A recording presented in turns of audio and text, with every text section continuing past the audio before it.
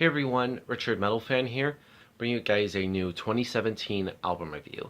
And today we're going to be looking into the new album that came out today from the band Thy Art Is Murder, entitled Dear Desolation, which was released today through Nuclear Blast Records. Now, for those of you who aren't familiar with Thy Art Is Murder, they're a deathcore band based out of Australia that formed in 2006.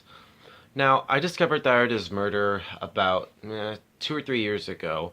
It was like right after they put out their second album, Hate, and was before they put out their last album that came out in 2015, Holy War. And I really dug these guys' stuff. I was like, wow, it actually sounds pretty good compared to and Thy Art Is Murder is, in my opinion, one of the better deathcore bands. I know a lot of people some people hate them and some people like them, but I actually do dig these guys' stuff. I mean, I own their two albums, their last two albums, Hate and Holy War, and I think that's pretty good, and I honestly think that's better than their older stuff like The Adversary and stuff like that when they had a different vocalist before they got CJ McMahon.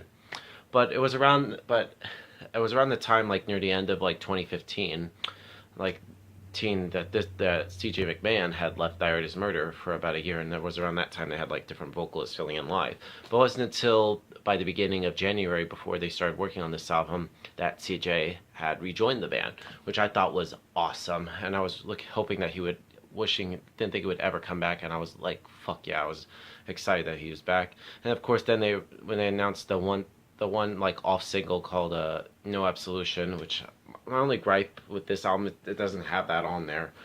Which I just thought if they were to release a special bonus edition, they would have that song on there. But nonetheless, that's a good song. I love it. But overall, this is the band's fourth album and the follow-up to Holy War. But my honest opinion, does this live up to Holy War or follow in the same lines of that?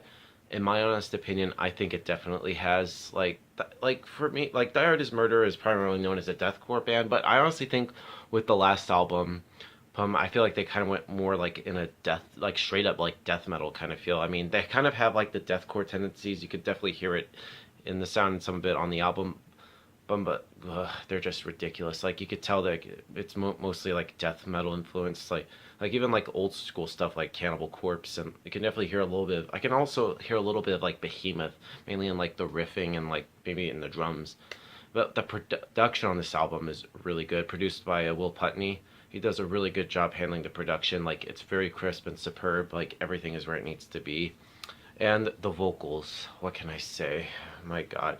CJ McMahon's vocals are just brutal and just godly as ever. Just the lows he does is just so, I can't even describe it. And just the highs is just so eerie.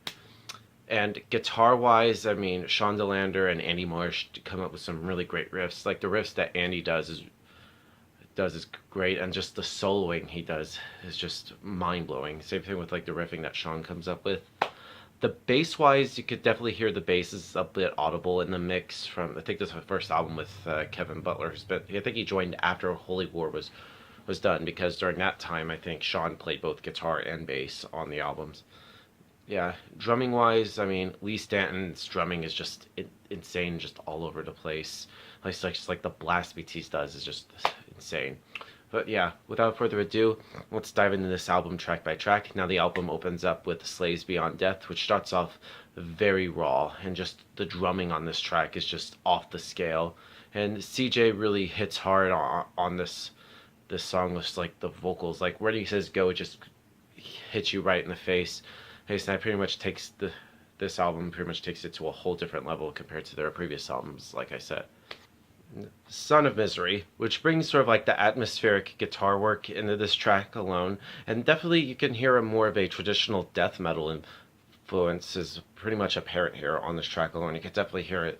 It sounds just straight up death metal on this track.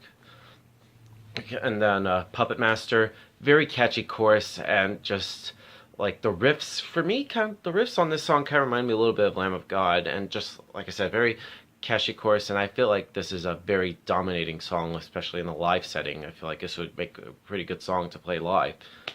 And then we go into the title track, Dear Desolation.